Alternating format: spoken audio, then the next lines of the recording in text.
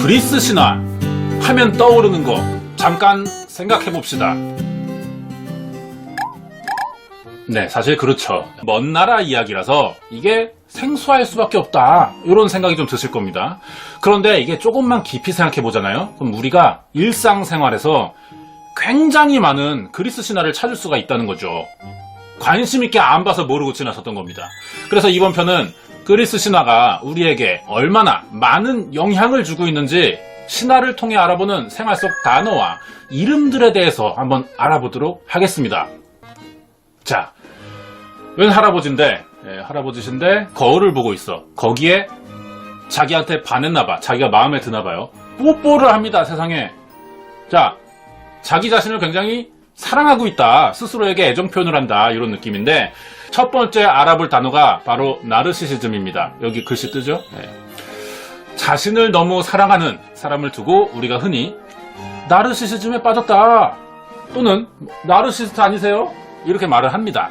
이 말이 사실 좀 어려운 말 같아요. 나르시시즘, 학술 용어인가? 막 이런 느낌도 드는데, 사실 이게 그리스 신화에서 기인된 겁니다. 자, 오래전 그리스 신화에 나르키소스라는 이름의 잘생기다 못해 아름답기까지 한 그런 청년이 살고 있었습니다.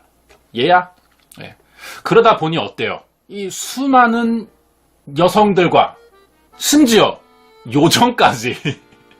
요정들까지 찾아와서 구애를 했다고 합니다. 그런데 나르키소스가 이들의 구애를 전부 거절해. 그 중에 가장 적극적인 여성이 한 명 있었어요. 이 여자가 매일 아침마다 이 나르키소스의 집 앞에 찾아오는 거예요. 그래서 나르키소스가 집 밖으로 나오면은, 오빠 저랑 사귀어요, 커피 한잔해요, 고백을 하는 거죠. 나르키소스의 하루는 그러니까 이 고백을 거절하는 일로 시작을 했던 겁니다. 그때 이렇게 몇 달 동안 매일 거절을 당한 거야, 이 여성이. 어때요? 여러분 같으면 어때? 몇 달을 맨날 고백하는데 매번 차요. 그럼 어때? 슬슬 화도 좀 나잖아요, 그쵸? 이 사람도 그랬어요. 약간은 수치스럽기도 하고, 감히 네가 날 차? 뭐 두고 봐, 약간 이런 느낌이 좀 있던 거죠. 그래서 복수의 여신을 찾아갑니다. 그래서 나르키소스가 처음 보게 되는 사람과 사랑에 빠지지만 이루어지지는 않게 해달라, 이러한 기도를 해요. 복수의 여신이 이 기도를 들어줘요. 그리고 다음 날이 됩니다. 나르키소스가 또 이제 집 밖을 나와야죠. 숲속에 나무를 하러 갔는데 목이 마르잖아, 더우니까. 그래서 호숫가를 찾아갔어요. 여기서 처음 본 사람이랑 사랑에 빠지는데 그게 바로 자기 얼굴이야.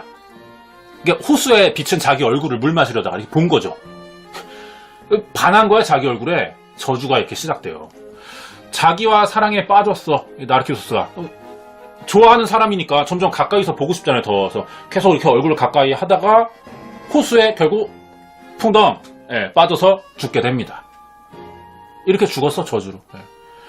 이때 이 나르키소스가 빠진 자리에 꽃이 한 송이가 피어요. 그 꽃의 이름은 바로 수선화가 되겠습니다. 수선화의 학명이 나르키소스예요. 그리스 신화에서 유래가 된 꽃이죠. 나르시시즘이라는 단어는 또 어디서 생겼냐? 독일에 1899년이었나 그래요. 정신과 의사가 자기애와 자아도취에 빠진 사람들을 연구하던 중에 이 나르키소스 이야기를 본 거예요. 딱 보다가 뭐야, 이거 비슷하네 싶어서 이 나르키소스처럼 자기애가 강한 사람들을 이름을 따온 거죠. 그래서 나르시시즘이라고 이름을 붙이게 됐습니다. 짜잔. 주사기입니다. 보기만 해도 따끔하죠. 자, 곧 누가 이제 맞을 것 같은데, 자, 이 주사가 무슨 약일까 한번 맞춰보시기 바랍니다. 어렵겠네요. 뭐 써있는 것도 없으니까. 모르핀이라고 하는 약인데, 주로 이제 몰핀이라고 불러요, 줄여서. 언제 쓰냐? 수술하기 전 마취제로 쓰거나 아니면 진통제로 사용하기도 해요. 그렇게 처방되는데, 이 약에 몰핀이라는 이름이 붙은 것도 그리스 신화에서 유래가 됩니다. 자, 연상을 잘 해야 됩니다. 잘 보세요.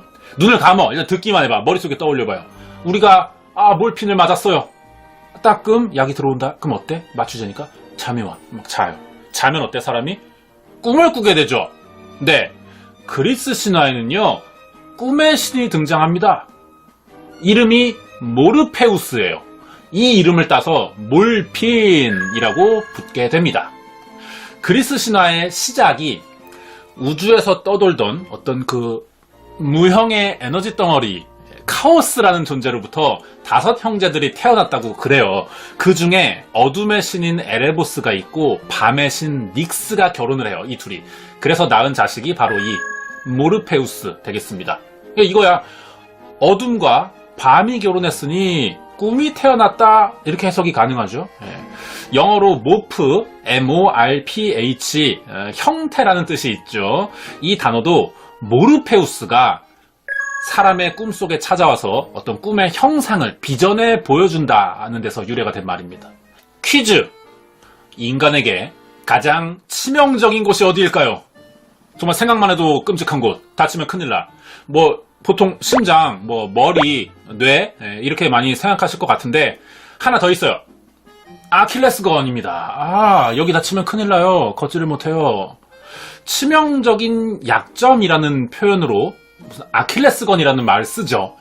이 말의 유래는 그리스 신화의 꽃이라고 부르는 트로이 전쟁에서 맹활약한 아킬레우스의 이름에서 유래가 됩니다. 유명하죠. 아킬레우스는 신들의 왕인 보스, 최종 보스 제우스의 증손자예요.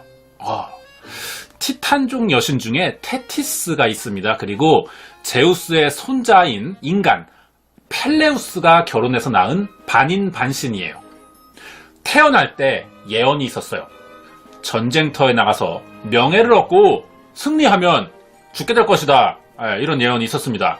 이 말을 들으니까 엄마가 어때? 테티스가 기분이 안 좋죠. 우리 애 죽으면 안 되잖아. 슬프니까. 그래서 아킬레우스를 불사신이 된다는 저승물에 담가요. 그 물이 몸에 닿으면 불사신이 된대. 안 다친다는 거예요. 그래서 불사의 몸으로 만들어 줬죠. 근데 여기서 이상한 점이 아니 그럼 불사의 몸인데 왜 여기서 유래가 된 아킬레스건은 치명적인 부위라는 의미로 사용될까? 이게 이상하죠. 그죠? 여기는 또 이유가 있죠. 아킬레스를 담그는데 애기를 발목을 잡고 이렇게 담갔던 거예요. 발목만 잡고 몸을 머리부터 이렇게 담갔다가 뺀 거예요. 그러니까 어때? 이 손으로 잡은 뒤꿈치는 물에 안 젖은 거야. 물에 안 젖은 거예요. 그래서 아킬레우스의 약점이 유일하게 물이 닿지 않은 그 뒤꿈치가 된 거예요. 이렇게 된 겁니다. 웃기죠? 그리고 트로이 전쟁에 결국 나가요. 그래서 맹활약을 했어요. 신의 아들이다 보니까 힘이 세죠. 싸움도 잘하고. 그래서 막 계속 승리했지만 결국 아킬레우스의 약점을 아는 적에게 독화살을 맞는데 바로 이 발 뒤꿈치를 맞게 되죠. 그렇게 죽습니다. 현대인은 과거에 비해 훨씬 바쁜 하루를 살고 있습니다. 요즘에 아침 식사하고 출근하시는 분이 많지 않아요. 드물어, 그죠? 또는 먹더라도 이 시간을 좀 절약하기 위해서 비교적 간단하게 음식을 먹는 경우가 많죠. 이런 이유로 만들어진 음식은 바로 시리얼입니다. 시리얼도 그리스 신화에서 유래가 됐어요. 근데 좀 더 자세히 설명하자면은 이 그리스 신화를 차용한 로마 신화에서 유래가 됐습니다. 어떻게 유래가 되었는지 그 당시 사람들의 생활을 보면 알 수 있죠. 요즘은 어때요? 시리얼을 공장에서 만들어. 그죠? 그리고 마트나 편의점에서 팔아요. 하지만 예전 사람들, 농경사회일 때 예전 사람들은 곡식을 직접 추수해요. 직접 추수해서 여러 가지 섞고 그 위에 우유도 타먹고 이런 식이었어요. 자급자족을 했던 거죠, 식량을. 그러다 보니까 어때? 농사는 그 당시 인간들이 먹고 사는 문제에 있어서 굉장히 중요한 거였습니다. 굉장히 중요하면 어때요? 인간이 또 신에게 의지하고 싶은 마음이 있어요. 종교적인 관점에서 보면은. 그 당시 고대 그리스나 로마도 마찬가지죠. 봄이 되면은 곡식을 심죠. 그리고 풍년을 기원하는 제사를 지냅니다. 이때 로마에서 풍년을 위해 모시던 신이 바로 농업의 신이라고 불리는 케레스님 되시겠습니다. 그래서 곡물로 만든 음식 시리얼은 농업의 신인 이름 케레스의 이름에서 따와서 붙여진 말이 됐죠. 책 나왔죠. 이번에 알아볼 단어가 책과 사실 관련이 있습니다. 바로 표지를 열면 나오는 프롤로그, 그리고 뒷장, 맨 마지막 장에 등장하는 에필로그입니다. 보통 문학작품에서 프롤로그가 시작, 에필로그는 끝을 의미하는데요. 이 단어들의 어원은 인간을 사랑한 신 프로메테우스와 그 동생 에피메테우스의 이름에서 유래가 됩니다. 프로메테우스의 이름은요, 먼저 생각하는 사람을 뜻하는데 프롤로그가 책의 앞부분에 쓰여 있죠. 그러니까 본문을 읽을 준비를 하는 글이에요. 즉, 먼저 생각해본다, 이런 의미가 있기 때문에 프로메테우스는 곧 먼저 생각하는 자, 예언가로 등장합니다. 그리스 신화에서. 프로메테우스가 인간을 사랑한 신으로도 알려져 있는데, 이유가 진흙을 만지다가 어느 날 진흙 속에서 생명의 기운을 발견해요. 어떻게 발견한 건지 모르겠는데 그랬대요. 그래서 그 생명의 기운을 이용해서 진흙으로 인간을 빚어 만들어냅니다. 우리를 만든 거야, 프로메테우스가. 감사해야 되죠. 땡큐. 그리고 이 인간들이 잘 살 수 있도록 농사를 가르쳐줬고요. 고기 구워 먹으라고 불씨도 나눠줬습니다. 예. 그런데 여기서 문제는 이 제우스가 회방을 놔요. 제우스가 이 신들의 왕이 딱 보고 인간들이 못마땅한 겁니다. 이들이 불완전한 존재라고 생각했어요. 그래서 이 인간들의 불씨를 뺏어갑니다. 뺏어가요. 그런데 프로메테우스가 다시 이 불씨를 훔쳐서 인간들에게 나눠주죠. 제우스가 어때요? 권위가 좀 떨어지죠. 내가 신들의 왕인데 나의 결정을 반대하면서 내가 가져간 불씨를 훔쳐서 다시 돌려줘? 화가 난 거예요. 그래서 복수를 하기로 결심합니다. 그런데 복수의 대상이 프로메테우스가 아니에요. 제우스는 진짜 나쁜 놈이었어요. 동생인 에피메테우스에게 복수를 합니다. 어느 날 제우스가 에피메테우스에게 혼인을 시켜줍니다. 중매를 서줘요. 제우스가 직접 어떤 여성을 또 진흙으로 빚어 만들었어요. 그게 바로 판도라예요. 판도라를 에피메테우스에게 보내요. 결혼을 하라. 너 홍기도 차지 않았니? 결혼시켜줄게. 결혼하라고. 그러면서 예물 선물도 보내주는데 웬 항아리를 보내줘요. 근데 이 항아리에 제우스가 뭐 각종 재앙, 뭐 질병, 뭐 이런 것들을 담은 온갖 나쁜 걸 담은 항아리였던 거야. 그걸 같이 보내줍니다. 프로메테우스는 제우스의 계획을 눈치챘죠. 왜? 미리 생각하는 자, 예언가니까요. 제우스가 판도라를 통해 인간 세상에 항아리 속 재앙 질병을 퍼뜨리려 한다는 계획을 눈치채요. 그래서 동생에게 알려줍니다. 에피메테우스, 조심해. 제우스가 무슨 음모를 꾸미고 있어. 조심하라고. 연기 괜찮았나요? 네, 이렇게 얘기를 해줍니다. 자, 그런데 어때요?